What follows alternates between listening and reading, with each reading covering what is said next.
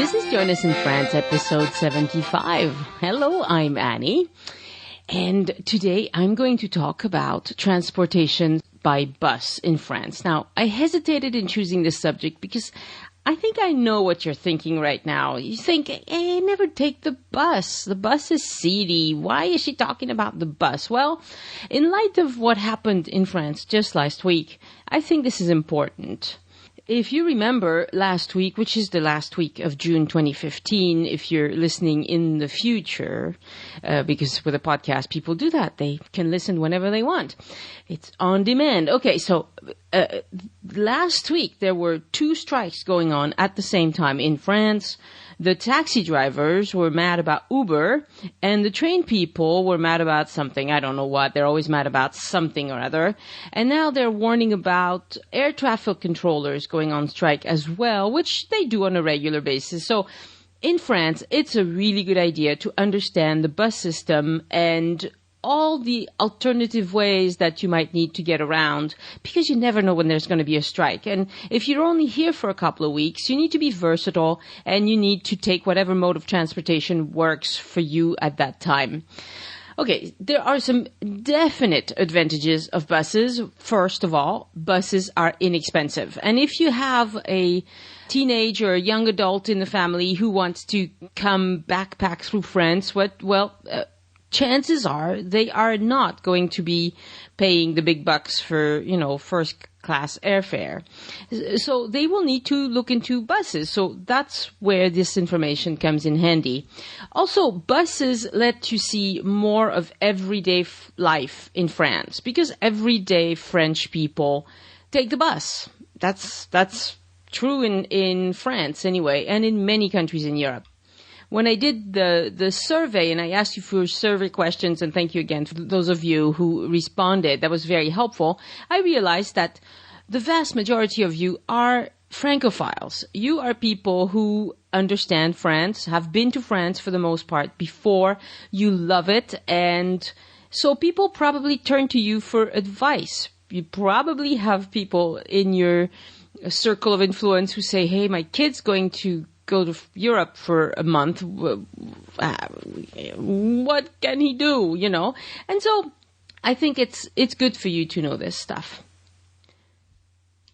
And since you're a Francophile, if you're going to be on the bus, you're going to be using your French, because at the bus stations, they don't really go out of their way to hire bilingual people who are, comfortable using English, and bus drivers really don't need much English. So you'll get to use your French, and even if your French is pretty basic, so long as you use it a little bit, you'll put the person in a comfortable situation where that person isn't going to be hesitating as much to talk to you in whatever English they know, right? It's you establish a rapport where you're willing to let your guard down, speak a language you don't know very well, and the person in front of you, even if they know very little English and they're very uncomfortable about speaking English, well, they'll try, because you're so, you're nice to them. So that's how it really works. And I'll also explain how the European bus system works, because that's also a big part of this. The buses that do major city to major city within Europe, like Paris to Barcelona or Paris to London or that sort of thing, that's an incredibly cheap way to go and very versatile. So I'll talk about that as well. Before I get into the meat of the subject today, I have some thank yous to share with you. Thank you, Sean Pfeiffer, for your donation. He also wrote a note, which was very cute. He said, "Thank you so much for the podcast. My fiancé and I are getting married in Paris this September, and you have made my pre-trip education an absolute joy. Merci." Well, merci to you, Sean. That's lovely. I'm very happy to hear that. You guys have a wonderful time on your honeymoon in Paris. And I don't know if you did that on purpose, but you say you are getting married in Paris? How did you pull that off? Because they normally only let you get married where you reside. That was an interesting thing. Anyway, congratulations. Have a wonderful time. Thank you also, Alexander Schraff. I hope I'm saying that right, Schraff, who did not leave a message, but he was also very generous in his donation. Much, much appreciated. You guys don't have to give me a donation, but some of you choose to anyway, which really makes me see that you appreciate what I do and what Elise does. Thank you for your support. And the other way you can support the show is by going to Amazon through joinusinfrance.com/Amazon. If you arrive at Amazon through Join Us, they give us a small commission no matter what you buy at Amazon. And it doesn't cost you a penny more. So especially if you're going to buy a big ticket item, it's really wonderful if you can remember to go through joinusinfrance.com, Amazon, and then from there, we get a small commission. In the last 7 days, you've purchased an electric razor, a food processor, or a ravioli maker. We have a gourmet among us. 2 recipe books. We definitely have a gourmets. A Kindle novel. The book that I recommended with one of the last episodes, Best Loved Villages of France. It's a travel book. Also an exercise DVD and some potato chips. That made me laugh because I bet it's the same person who ordered the potato chips and the exercise DVD. But I don't know that because it's totally anonymous. So anyway, thank you for remembering to go through Join Us to get to Amazon because every little bit helps. And I have to tell you another thing. I want you to be aware that travel blogs that don't ask for your support are not transparent about the way they operate. It takes a ton of time to do travel writing, even more to do a travel podcast. Eventually, I hope that this podcast will get big enough so that it can become my full-time job because I really enjoy doing this and it's a huge time commitment. I'm 18 months into it and I'm far from that, but that's okay. I knew this going in. That's the way I want to operate. Everything I do for the podcast, I do on my own time, on my own dime. And I am totally independent. I'm proud of that fact. That's why I'm telling you. And come to think of it, I'm releasing this episode on July 4th, which is the U.S. Independence Day. So happy Independence Day to American listeners. I tell you about the things that I think you need to know, not the things that someone else wants to sell to you. Okay? So I really appreciate those of you who show me their support because it shows that you appreciate independence and you don't just want to be sold, on a specific something or other. See, Elise would not be happy with me. I went on too long with that. But I got to say something. So since I know you're Francophiles and you like to hear some French, I'll play you what I heard when I called the bus station for information. I've seen the regional bus station in Toulouse a million times, but I wanted to get some specifics, and so I called, and they didn't answer the phone, so they forced me to go. So here's what their answering system says. Bonjour. Bienvenue au service information billetterie de la gare routière de Toulouse. Si vous souhaitez des renseignements sur la gratuité des transports, tapez 1. Les transports internationaux Eurolines, tapez 2. Le réseau urbain TCO, tapez 3. Les trains SNCF, tapez 4. Sinon, merci de patienter. Nous allons traiter votre demande. If you didn't get that, they say, if you want information on free transportation, press 1, because students and other groups get subsidized or free public transportation. If you want Euroline or international transport, press 2. For city buses, press 3. For train, press 4. Otherwise, hold the line and we'll talk to you shortly. Yeah, right. I tried that. It didn't work. Honestly, places like that almost never answer the phone in France anyway, so I wasn't that surprised. But when I went, they were super helpful and they will help whoever's in front of them, so that's really good to know. Okay, so let me tell you a little bit about this bus terminal. Now, I know that if you're from North America, you have a bad image of buses. Greyhound has not done well in the movies or even in reality. It's a fact of life. It has a bad image. But buses in France are not like that. They're not scary in any way. And let me tell you how. The regional bus station, Toulouse has one. Every city in France has one. Obviously, if it's a tiny, tiny town or a village, it's not going to have one. But a city of any size, if it has 10,000 people or more, it probably has regional buses. Even if it doesn't have a bus station, it has regional buses coming through there all the time.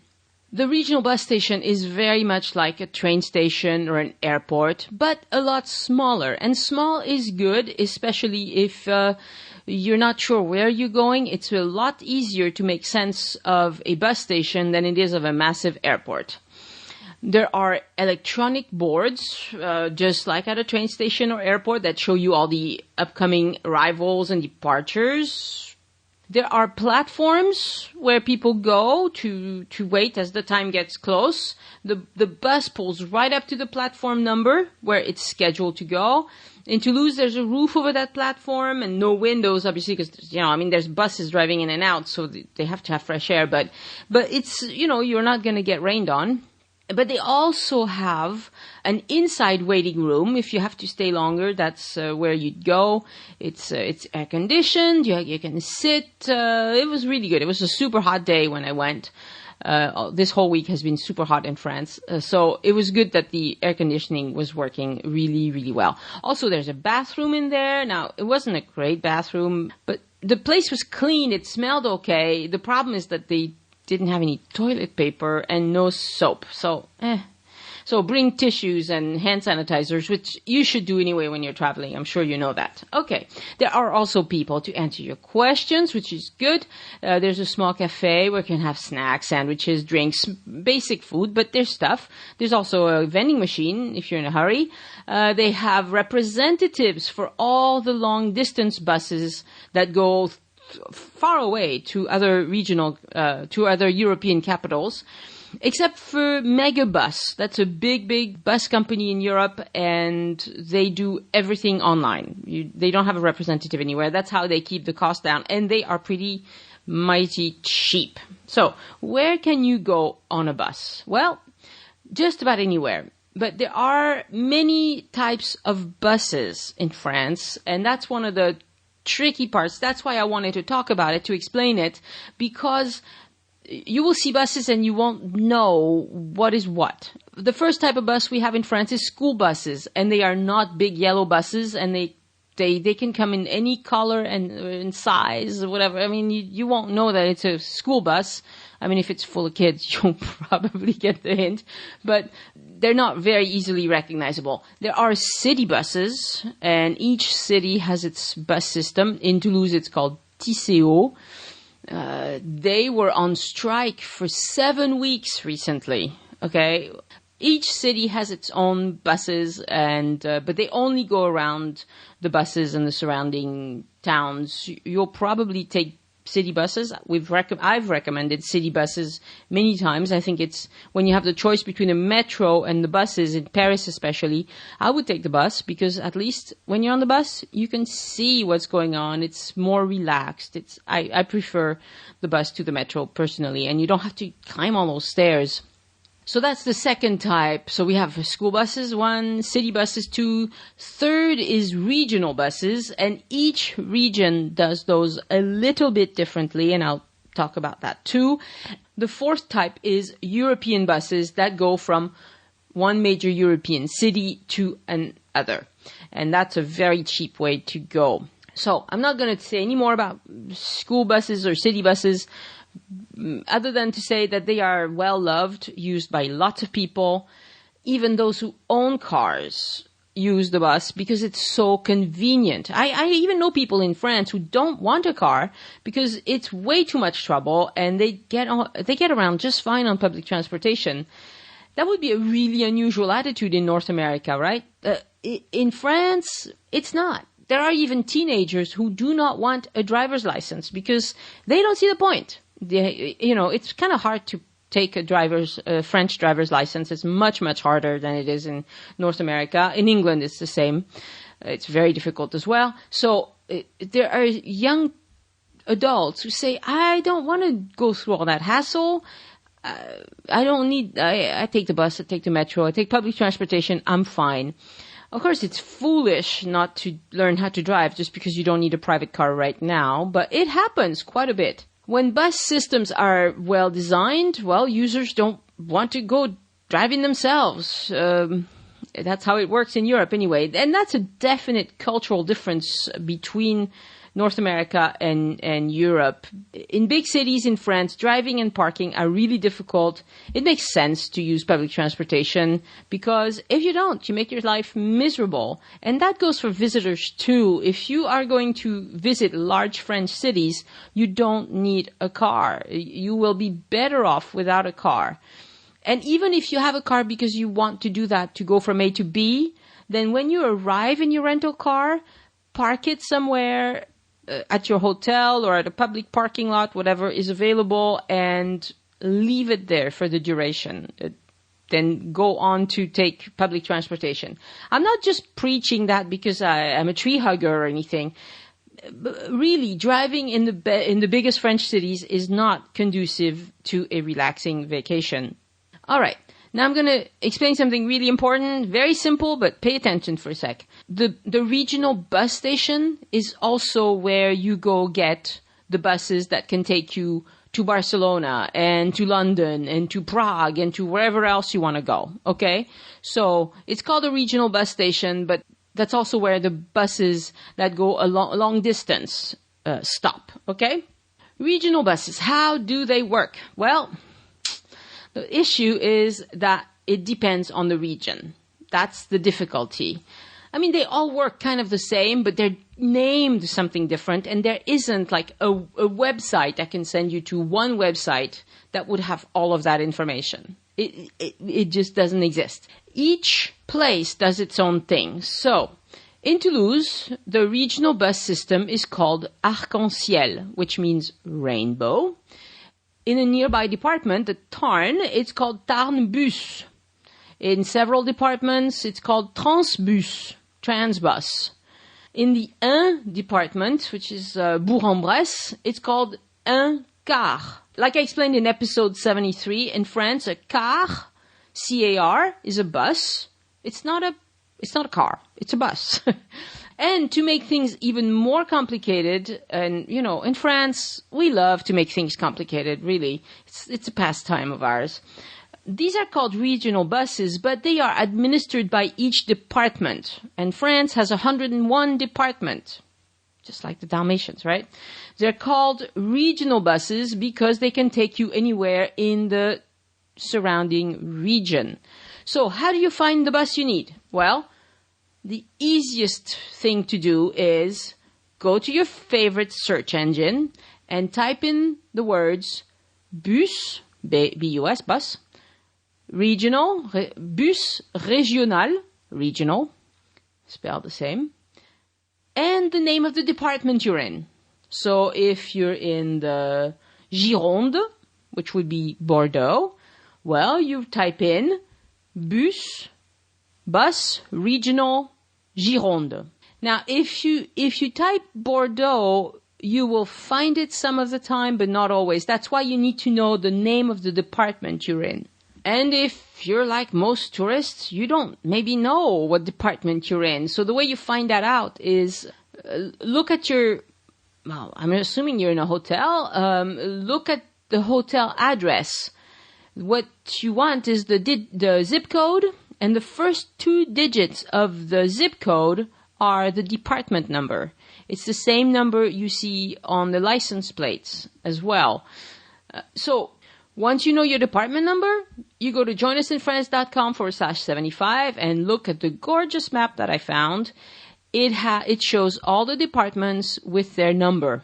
In Google, you will say bus, regional, and your department name. You could try with just a number too. It's possible that it'll work. But with the name, you're a lot safer. And that will show you all the possibilities and all the times and all the scheduling. The buses go places where the train has stopped going for decades. It used to be that every small French town had the train stop, but it wasn't making enough money. It wasn't, people want to get on the train. They want to go long distance. They want to go fast. And all these stops that they were making along the way, it was not working. So they decided that a lot of these places would get buses instead. And there are lots and lots of places that you might want to visit. They won't have a train, but they'll have a bus. Also, places that are really touristy, in the summer, or when they know tourists are going to come, they put special buses that will take you to this touristy village. Now, not every department is going to do it, but it's worth checking. And again, you say bus, regional, and the name of your department, and you'll find all sorts of things. Okay? Okay, so now let me tell you a little bit about those buses that go further out, that go to different European countries. There are a bunch of them, and I don't want to spend too long on that because this is Join Us in France, staying in France. But I do know that most of you probably are not going to stick just to France. You might be wanting to go somewhere else. There, you have a lot of choices, which is good because you get to pick based on how fancy it is, the services that the buses offer. Some of them have Wi-Fi. Some of them have plugs at every seat so you can charge your devices. Some have status screens so you know exactly how much longer you have to be in this bus. Some of them really cater to people with mobility issues and can accommodate just about anyone. Some of them have bathrooms on board. The comfort levels are different depending on how old the fleet is. The prices also vary a little bit, but at any rate, they are cheaper than the competition, which is airlines and trains. Of course, it's also quite a bit slower than airlines, especially the airlines. Not so much the train, a little bit.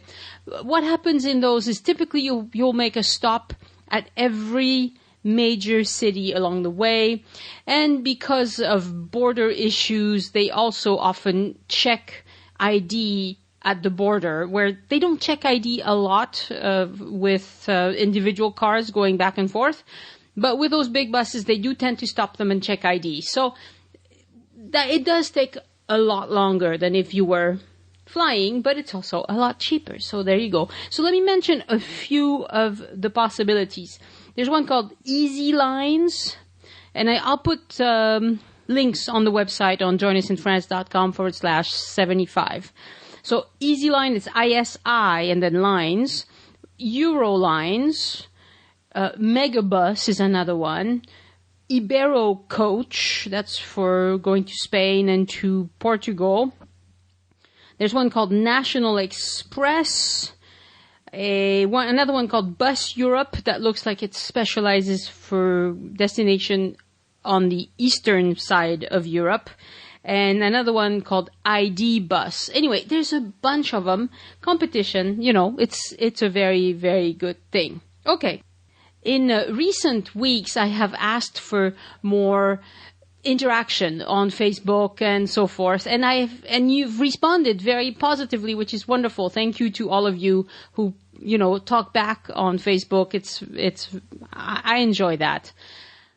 I would love it, though, if you would share the posts more with your own friends or other groups or whatever, because, like I've told you before, you're my only advertising budget. So it would be lovely if you would think, if you see something that I've put up that you think is cool, share it. You don't have to share everything, but occasionally it would be really nice to get more shares.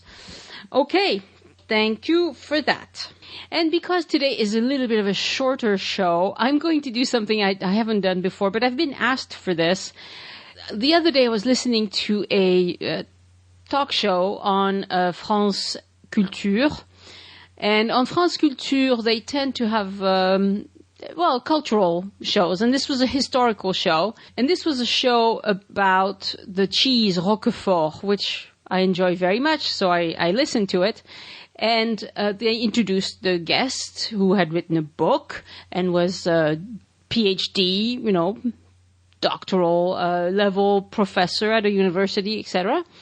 And when she started talking, she has this amazingly strong southwestern accent, which you don't hear it that much. So I wanted to play just a tiny bit of what she says so you can hear that accent. She's from Rodez, which is 2 hours north of Toulouse. So it's definitely a southwestern accent, and it's one that you don't typically hear that strongly anymore. So enjoy that. Alors, elles ont été conservées pendant longtemps activement, jusqu'à ce qu'en 1980, la société des caves, Roquefort Société, fasse un don aux archives départementales de Rodez, où elles se trouvent maintenant conservées, toujours dans de bonnes conditions, mais elles ont toujours gardé l'odeur du fromage. That's it for today. It's a short show today. So here you go. The bus is a good option. Maybe you don't want it, but you probably know somebody who should use it. And don't worry about the safety of buses. For the most part, they're really safe. It's just as safe as getting on the road with your own private car. So it's not seedy, it's not scary, you'll be fine. You'll be fine. So don't, try to put aside your North American ideas about buses. And if you need to take the bus, go right ahead. It's a very good way to go. All right. Well, thank you very much, everybody. Over the summer, I know for a fact that there will not be an episode published on August 1st and August 8th because I'm going to be very far away from a computer and not even trying to keep up with the schedule because I'm going to be on vacation. For sure, there will not be one August 1st and August 8th. All right. Thank you very much, everybody. And we'll talk to you next week. Next week, it's going to be an episode with Elise. So it'll be fun. Au revoir. This brings us to the end of another Join Us in France travel podcast. You can leave a comment on the website, follow us on Facebook, or look for @ParisPodcast on Twitter. I put lots of information on Facebook and Twitter that never makes it into the shows. And also, this is a subliminal message. Join the mailing list. Now, today. You can do that on joinusinfriends.com. Look for the green button. Et c'est tout pour aujourd'hui.